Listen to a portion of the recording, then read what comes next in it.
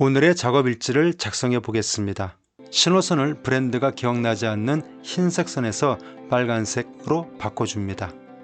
렉에 있는 장비에도 마찬가지로 흰색의 신호선을 빨간색의 것으로 바꿔줍니다. 물론 자작입니다. 서브우퍼도 Y 케이블로 앰프 2 채널에 입력 신호를 주는 대신 선을 듀얼로 해서 모노, 즉 한 채널만 입력 신호를 주도록 바꿔봅니다.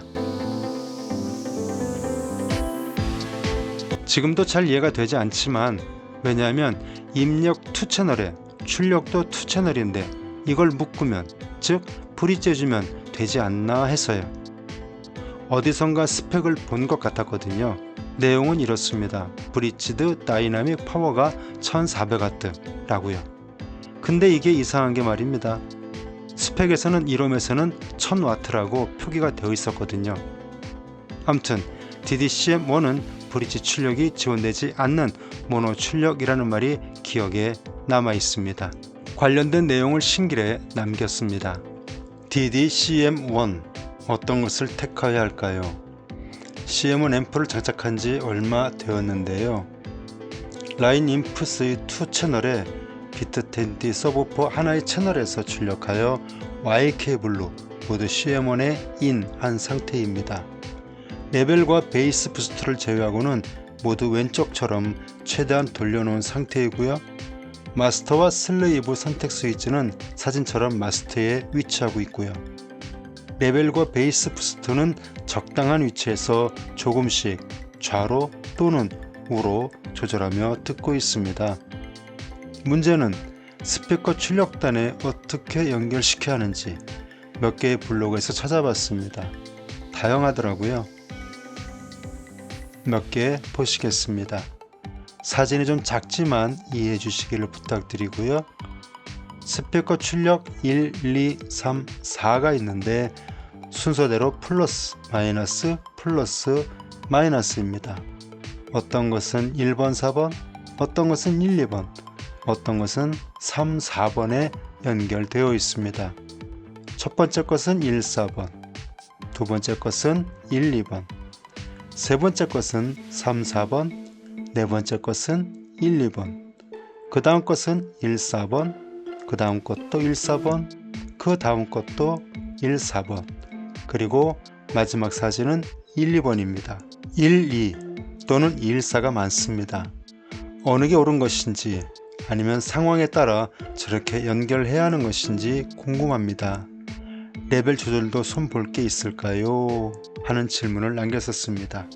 댓글에는 그냥 1번, 4번에 연결해서 사용하라는 말을 남겨주셨습니다.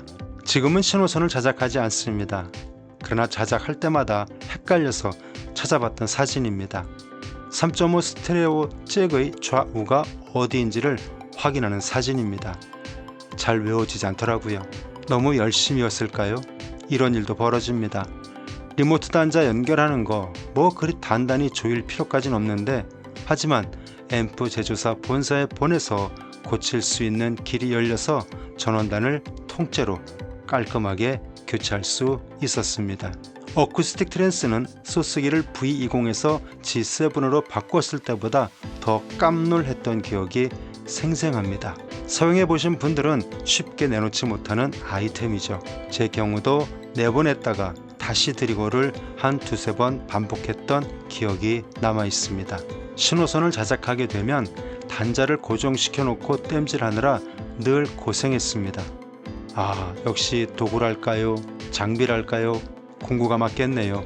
단자를 단단히 잡아줄 수 있는 공구가 있다는 게 참 좋습니다. 12월 한참 추운 날씨에 문득 소리에 대한 궁금증을 해소해보고 싶었습니다. 그래서 신길에 질문을 남겼습니다. 질문 있습니다. 소리가 따스하다, 소리가 어쿠스틱하다. 뭔 말인지 말로 표현 가능할까요? 반대로 소리가 차다는 어떤 상태를 표현한 건가요? 몇 분께서 댓글을 달아주셨습니다. 그림과 함께 보시겠습니다.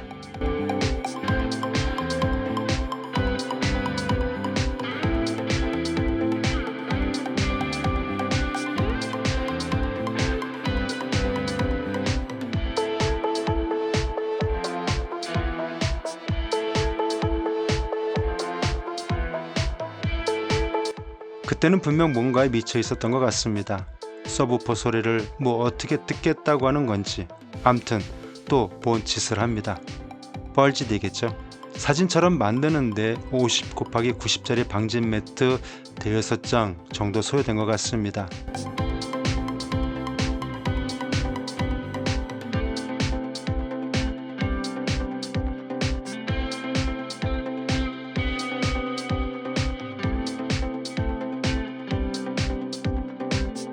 이 짓이라고 할까요? 이 작업이라고 할까요?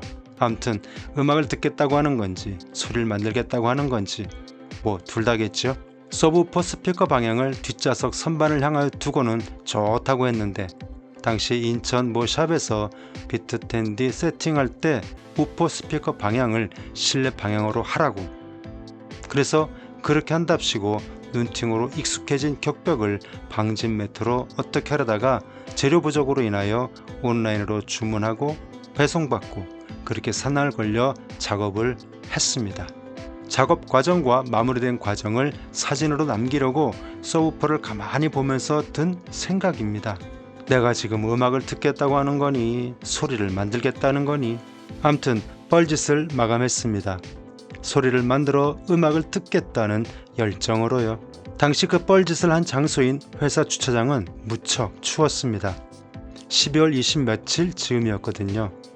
그래서일까요? 열정을 다할 수밖에 없었습니다. 지하 주차장 실내 온도는 영상 5도였습니다. 5개 주차장보다 나은 여건이었지만 암튼 소리는 좋아졌습니다. 쿵! 뚜둥! 뭐 이런 게 있어야 했던 거야. 그래 이거야 했습니다. 번외 이야기 한마디 남깁니다. 인터넷을 서핑하던 중 우연히 사용 중이었던 어빌리티 1304S에 대한 글을 보게 됩니다. 몇 줄 소개합니다. 어빌리티 스페셜 버전을 간단히 소개하자면 4채널 170W의 높은 출력을 가지고 있다. 오피는 버버라운 627 채택하였다. 버버라운 중 최고의 품질력 상품이다. 커플링은 니치콘, 뮤직 콘덴서를, 트랜스는 미국 마그네틱스를, 파워 TR은 도시바 오디오 전용 TR 사용하였다. 가격이 꽤나 나간다는 앰프 뚜껑을 열어보아도 일반 범용 TR을 자주 보곤 했는데 일단 기본 바탕은 하이엔드지만 무조건 소자만 좋다고 하여 그 앰프의 성능이 좋은 건 절대 아닌데 매칭 밸런스가 훌륭하다고 평하고 싶다. 아마도 이건 또 렉을 건드린 게 분명해 보입니다. 이게 2017년 연말 아마 12월 30일이었을 겁니다. 서브우퍼를 두들기던 CM1을 방출하고 브락스 X2400을 영입하게 되어 렉 구조를 수정하게 됩니다. 1304S를 브릿지에서 서브우퍼를 두들기고 X2400은 미드우퍼와 와이드레인지를 구동하게 됩니다. 이렇게 2017년까지의 작업 일지를 작성해 봤습니다. 감사합니다.